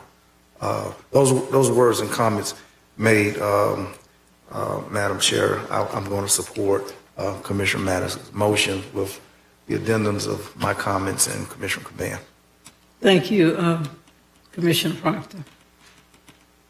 Hearing no other requests for comments, all those in favor of accepting the report with the recommendation, with the request for an agenda item to come back, let it be known by saying aye. Aye. Any opposition? Hearing none, unanimous. Thank you all. Mr. County Administrator, number 16. Thank you, Commissioners. Madam Chairman, item number 16 seeks your acceptance of the 2023 Minority Women and Small Business Enterprise Program, or the MWSBE program. It's our expenditure report, which is in arrears. And again, this keeps the board apprised of the county's annual expenditures and our progress towards achieving our MWSBE goals. The total utilization of MBEs and WBEs exceeded our goals, as you'll hear from Mr. Jones in just a moment. Our aspirational targets are being achieved by an amount of 215% over our goals on MBEs and 404% of our goals on WSBEs. And again, our WMBE Director, Daryl Jones, is here to provide a brief presentation, but I want to thank him and his team for the tremendous work that they do for ensuring that we continue to do our best to maintain and to exceed these kind of numbers. So Mr. Jones, thank you very much for that. And Madam Chair, we have a brief presentation for you. And we have no speakers on this item. Thank you, Mr. Jones. All right, thank you. Good afternoon, Madam Chair, Commissioners, Mr. Administrator, Madam Attorney. I am thrilled to present the annual status report on the fiscal year 2023 expenditures for the Minority Women and Small Business Enterprise Program here for Leon County. This report was compiled by the dedicated MWSB division of the Tallahassee-Leon County Office of Economic Vitality and highlights the exceptional performance of our Leon County government in championing economic diversity. For over a decade, Commissioners, Leon County has been a trailblazer by utilizing the B2G Now contract compliance monitoring system to meticulously track subcontractor payments and the participation of minority-owned and women-owned businesses in our county procurements. In our system, prime contractors actively use this system to post their subcontractor payments, which are then diligently verified by the subcontractors, including our certified minority and women-owned businesses. This process ensures that the data that's included in this report and this agenda item is not only accurate, but a wonderful testament to what has been Leon County government's unwavering commitment to economic inclusion.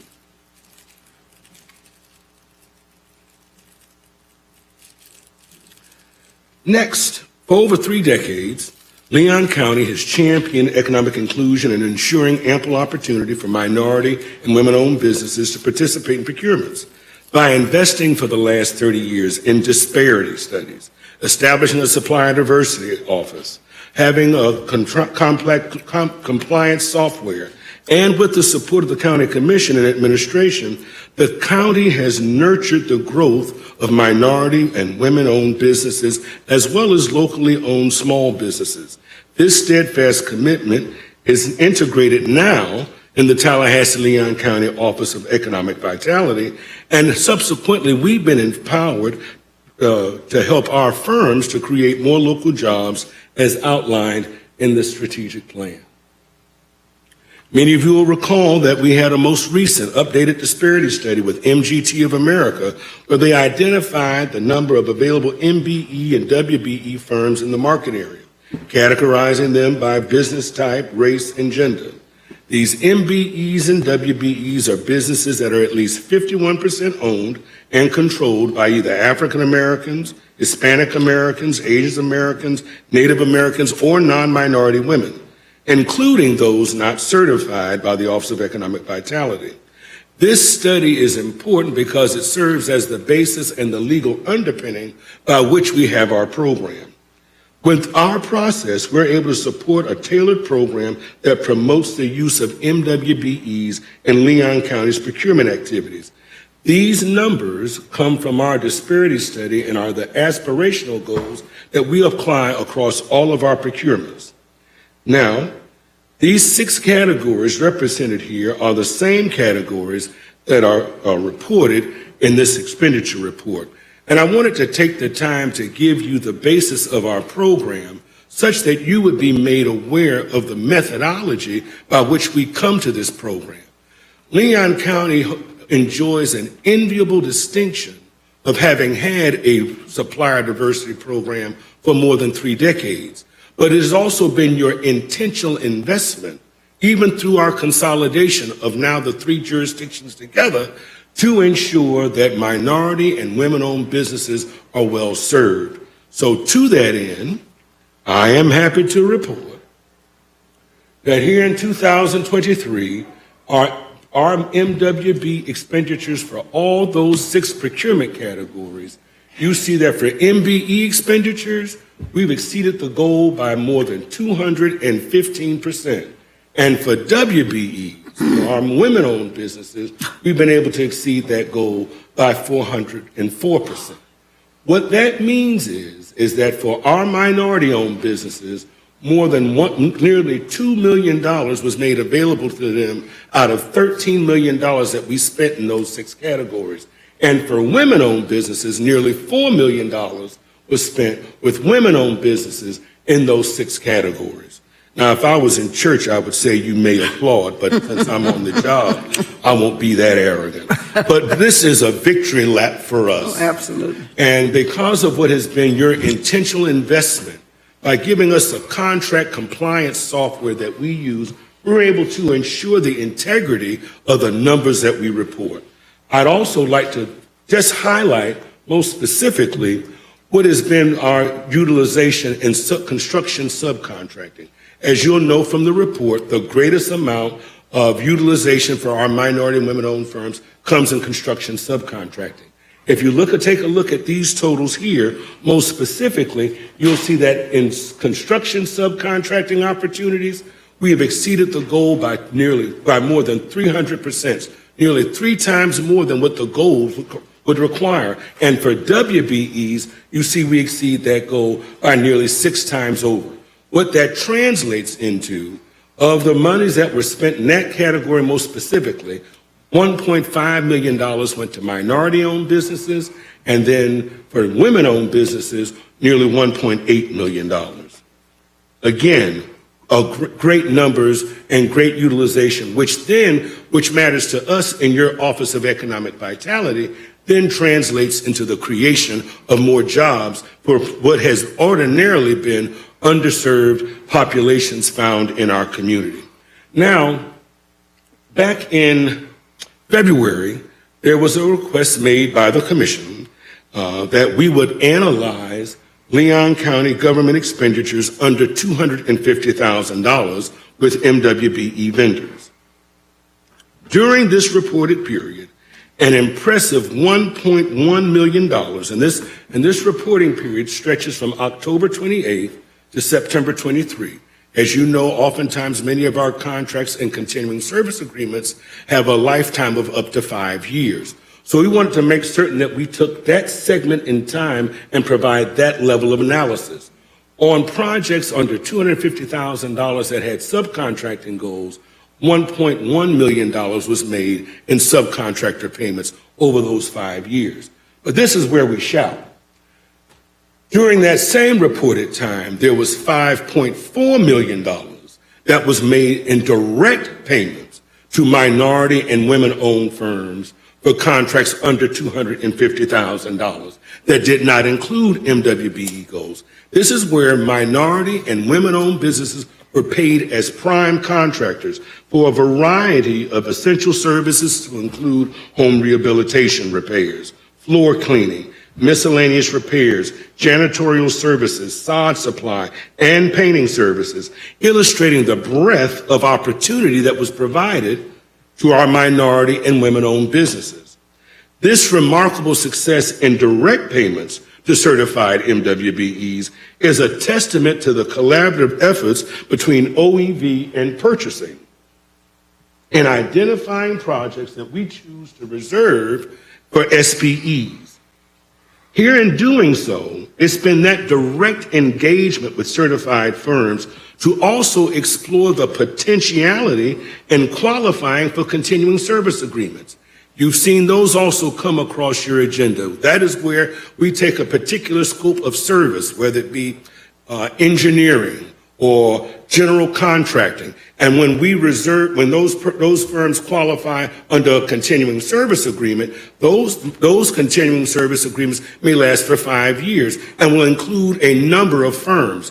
Our office has been intentional about calling certified minority and women-owned businesses and making certain that they make application and qualify, because oftentimes those jobs, as noted here, under $250,000 may not rise to an RFP, may be done by a phone call, may be able to be secured with three bids that are submitted. But what it does is it makes certain that our certified minority and women-owned businesses are in play at every level and every opportunity for procurement that we have. Subsequently, that is why you see this increase. When we requested this information, provided us an opportunity to highlight this level of engagement to the tune of $5.4 million in direct payments to minority-owned firms. And what makes this even more important, as we want our firms to move from just subcontracting to responding as prime vendors, it is responding to these smaller jobs that they're able to build capacity. They're able to work in cooperation with larger firms as well when we reserve or unbundle projects. So this is a great number that we're reporting that was requested from us back in February. Next, I want to talk about what we've been able to do through the SBE program. Now, the SBE program, as you are aware, is a race and gender neutral program. Unlike the minority and women-owned program, where we deal with race and gender, SBEs are qualified by virtue of their size and that they are local and are found in the four-county area. Well, what we did when we started to reserve our projects for SBEs, we made certain that all of our minority and women-owned businesses were qualified as SBEs as well. Now, what makes this even more important for us, again, it's about building capacity. When we have projects that may be smaller in scope and they're responding as primes, that means that those businesses can then be able to fortify themselves by increasing their bonding capacity, being able to increase their workforce because they're now being able to respond to jobs more frequently. And so with our SBE program, for example, like most recently with the Housing Services Division, that was a reserved program that we reserved for SBEs. And it was 3 minority-owned firms who were also qualified as SBEs where that was awarded, and they were made payments of close to $300,000 in home rehabilitation and our repair projects. But it is through that process of reserving projects for SBEs that we're helping to increase the capacity of our minority and women-owned businesses. Next, OEV, when we through the process of consolidation created the Office of Economic Vitality and through your wisdom chose to include the MWSBE division as a part of it, then the SBE division and our supplier diversity program stopped just being a tool for procurement, but it became a tool for economic development. To your credit, we are one of only 2 jurisdictions in the entire state of Florida where its MWSBE division is housed in its economic development office. Why is that important? Because every day, Keith Bowers reminds me that it is my job to help them to create more businesses and then be able to track the same to report to you. That's because we see, by virtue of your wisdom, that minority and women-owned firms, this is not charity, this is economic development, authentic economic development, because we're able to create jobs because of the opportunities that are made through the procurements that we identify most specifically on our projects. So then when OEV was founded and we were made a part of it, we were tasked with some specific responsibilities. One, to manage procurement, but then also to provide the types of capacity building instruction and help them to harness the resources found in our economic development ecosystem, I think is the word we like to use. So with one-on-one certification assistance, with our industry academies, where we're providing instruction on marketing, financing, bonding capacity, at-risk insurance, and how they help to grow their business, how they identify workforce development opportunities. It was your wisdom where we're now offering additional points through our procurement process when they hire young people who are at Lively Vocational Technical College. We also get additional points if they go through CareerSource and are able to work through that program. We're now a firm. Imagine this now. If I'm responding on a bid and I'm able to go to CareerSource, and CareerSource, through its program, is able to pay for my labor, I'm able to now provide a more competitive bid such that I can then respond as a prime. Those are the types of services that we provide our minority-owned businesses and our women-owned businesses to build capacity. It was at your guidance that we started the Smart Steps loan program that you've now invested more than $2 million in. We're now able to have our minority and women-owned firms use those monies to help them finance their projects. So that means they can go to the credit union, secure a microloan for the cost of what will be the award of that contract. And here now, because when you're subcontracting, you don't know when they may pay you. And for a small business, that creates an unnecessary hardship. Through your leadership and guidance, we've mitigated that. Your purposeful investment in the Appalachia Regional Planning Council, right here with us as Mr. Rito. Through your investment in that, again, another microloan program that is available to our minority and women-owned firms. And as you know, for all businesses, financing is one of its most critical concerns. Here through our program and through the services we're able to connect our businesses with. I need some water. Well, Mr. Jones, I want you to know that I'm very impressed. I know you can go on and on, but the report, Madam Chair, that we have is compelling. Mr. Jones is waxed eloquent, and the numbers are real. To that extent, I'd like to make a motion that we accept the report that's been presented. I got another slide. Okay. I know there's a hymn and a prayer to come with, but what I want him to know is that I have sufficiently felt what you're saying, and you well know, if I miss any part of the other part of this agenda, this is a report that I do read a little bit more meticulously, and I have. Okay, so let's get a second. You did the motion. Okay. Yeah. It's motion by Commissioner Proctor, second by Commissioner Minor. Okay. Was it Minor or Maddox? Second by Commissioner Maddox, I'm sorry. Now Commissioner Proctor. I believe that it's interesting, the note. I just want to save a little time for Commissioner before. I think that in the field of education, the desegregation of the opportunities for minorities to go to schools where white people attended occurred through court action. For most of the period that Africans have been in America, they've been prohibited from reading and writing. Subsequent to slavery, their opportunities and options were minimal in terms of facilities and opportunities. And it's amazing that in all things education, whether it was elementary school, middle, high school, university, whatever, it has taken legal action to afford access to those hallowed places of education where white people were. That's a phenomenal thing, that the law itself controls the range and the reach with which Africans can participate and have their own minds expanded, either horizontally or vertically. Likewise, it's true that in the area of the government expending money and doing business with African Americans, with women, with those who are not white and male, it has required legal action for the government to see value.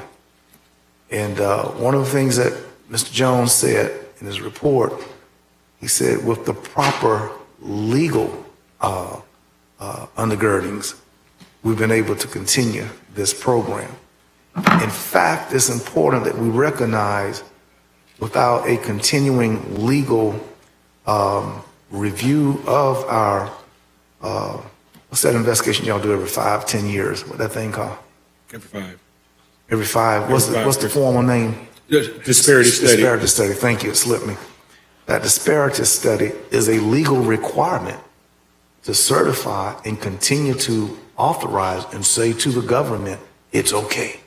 It's okay to spend money even with minorities. You can do it. As wonderful as this report is, still be clear that over 90% of the money that we spend goes to white male businesses in this community, across the state, and still across this nation, over 90%.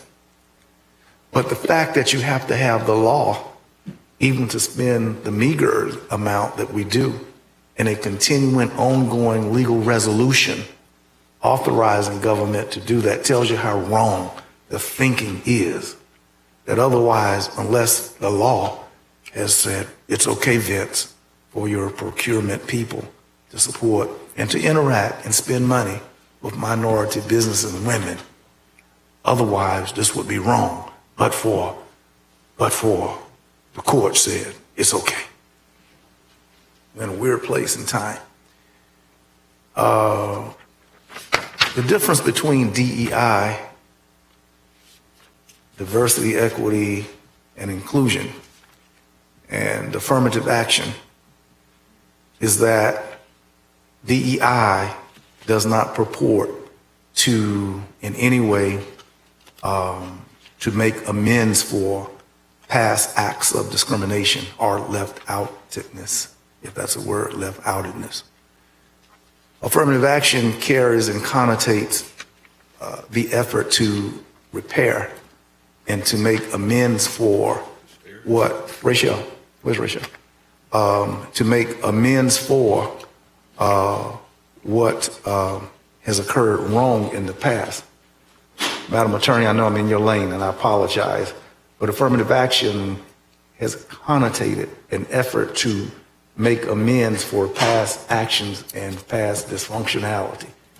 DEI does not look at the past, it simply looks at the sociology of what culturally and what currently makes sense. But there's rebuff, there's a backlash against DEI and, of course, against affirmative action. But to the credit of Leon County, we have persevered, notwithstanding the climate that is opposing both formats and both platforms, the idea of affirmative action, the idea of DEI.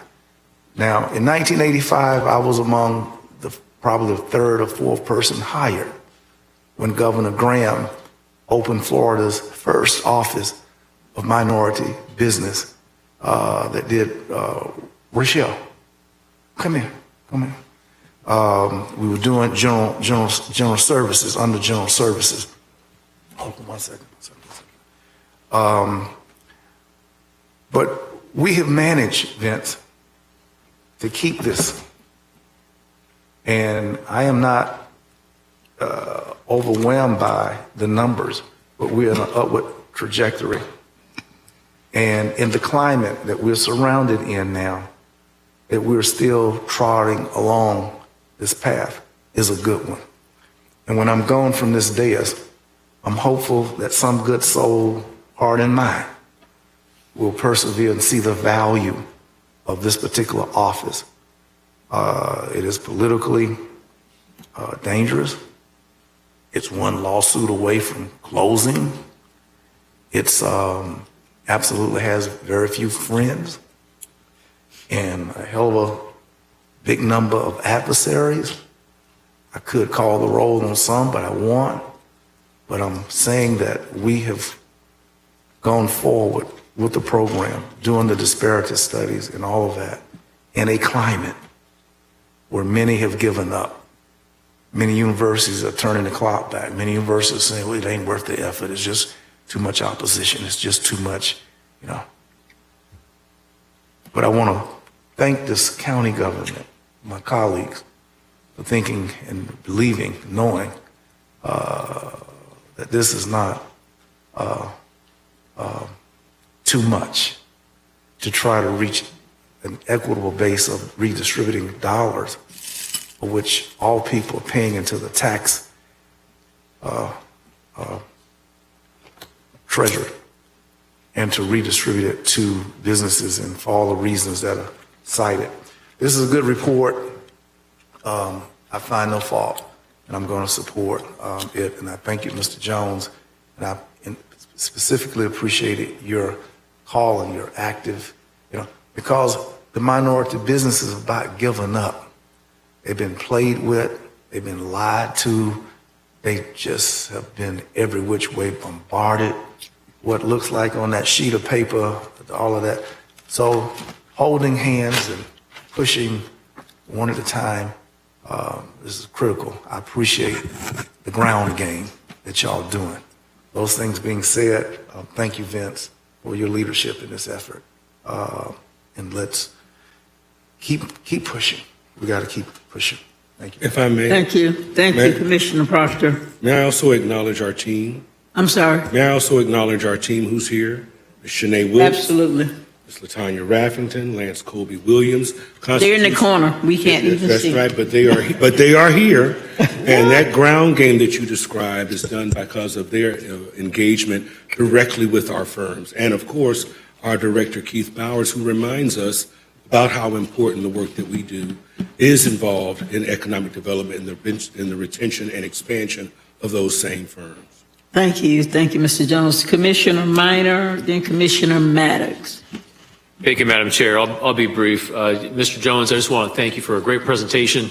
It seems to me that you said that entire presentation in one breath, I thought. But listen, I want to thank you for your leadership and for the excellent work of your team. This is an important program, as Commissioner Proctor mentioned.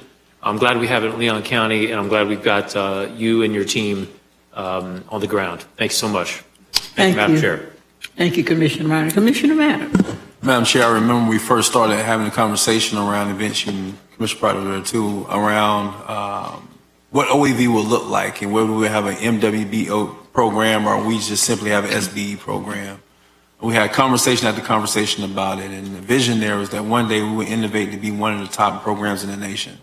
I would say that with the leadership that we have from Mr. Jones as well as Mr. Bowers and the team that they put together, we have a very competent team to be able to accomplish that. And what we're seeing with these numbers, with not 100, but 200 and 400%, is just the numbers on paper of the competency that we see before us today. And I want to thank Mr. Jones as well as the team and Mr. Bowers for the hard work that they've put in. But you said one key thing that I've always said since we talked about keeping this MWB program and not going to an SBE program, in that the vision here was always to have those subcontractors one day become prime contractors. And I was very happy to hear you say that's the focus.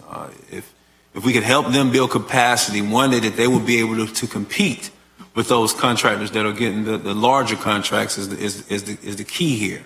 And probably the biggest stat amongst them all, the one that made me the most proud was that $5.4 million that we had, where those that were MWBEs and WBEs that would be subcontractors were hired to be prime contractors. That is huge. That is huge for us as a county, because most of those folks live in the neighborhoods and work alongside the people who are and hire those people who are the most needy in our community. And so again, great job. Look forward to bigger and better and greater things coming in. And don't be shy in admitting also the accolades that you've gotten nationwide and the opportunities that our department has gotten to speak and tell others what we're doing and teach them what we're doing, because they love to imitate what we're doing here. And that does not happen without doing great things. And so I want to thank this board for keeping an MWBE department, not going to an SBE department, and the foresight of our MWE department to add the SBE portion to our MWBE and WBE businesses is just the things that you guys are doing just never cease to amaze me, and I'm very, very thankful that we have the department and leadership that we have. Thank you, Madam Chair. Thank you, Commissioner Maddox. Any other commissioner? Oh, Commissioner Caban. Thank you, Madam Chair. I'll be very brief. I echo the sentiment of my colleagues, and I'm actually pretty impressed to pass the Commissioner Proctor smell test on the first try. So that means that we are definitely doing something right. Thank you for your leadership, Mr. Jones. Thank you to Keith Bowers and the entire team at OEV. You guys work around the clock, and I truly appreciate all that you do. Thank you. Thank you, Commissioner Madam Chair, if I Caban. might say one closing thing. County administrator is aware that yearly on his evaluation, among the comments of, really first-class county administrator, but through the years, the one thing that I've recited repeatedly, and it's a public record, my evaluation, is ask for the come-up of our WMBE. I've pleaded, asked, I've asked over and over and over, and I want to say, Vince, thank you, that we've got numbers, that needle is moved, and this has been the sore spot that continuously I've placed before as a challenge, and they're responding, and I'm appreciative. Thank you. Thank you, Commissioner Proctor. Mr. Jones, I also want to just echo the sentiments of everybody. Great presentation. I realize that Commissioner Proctor cut you off so he could take up your time. The balance of your time, he took it up. However, it was accolades. I want to thank you and Director Keith Bowers and your entire staff because you guys have given us not only percentages and statistics, but we see how it translates into beyond expenditures, but it's funding that goes out to the minority businesses, the women-owned businesses, and that translates into employment and economic development and economic vitality that goes down to our families in our homes and building capacities with our businesses as well. So I think it's so important that we have this documentation, number one. But number two, I think is significant, and I want to applaud you, the county administrator and the staff, for the fact that the aspirational goals are just exceeded far beyond, I guess, the imagination. And I know Commissioner Proctor said, well, these numbers don't it? Well, I'm excited. 215% and 404%. That's awesome. And I know that it's not something that just happens by itself. I think it takes dedicated staff, dedicated county administrator, dedicated individuals that are involved in making sure that we reach our aspirational goals. And you guys have done it big time. So I just want to thank you. I certainly hope that these numbers continue going up above and beyond. And I think that's just a reflection of the type dedicated employees that you all are. We got great county employees, and we just certainly appreciate you for all your hard work. Any other questions or comments? Thank you again. All those in favor, let it be known by saying aye. Thank you. Unanimous. If I may say one last thing. Yes, sir. That $5.7 million that you see in all categories is of $13 million spent in those categories. And so since I'm at the microphone, I've got to say it. I am most deliciously proud of the people that I get to work with, Ms. Shanae Wilkes, Ms. LaTanya Raffington, and Lance Colby Williams, and our director, Keith Bowers. Awesome. Thank you so much. Thank you. Thank you.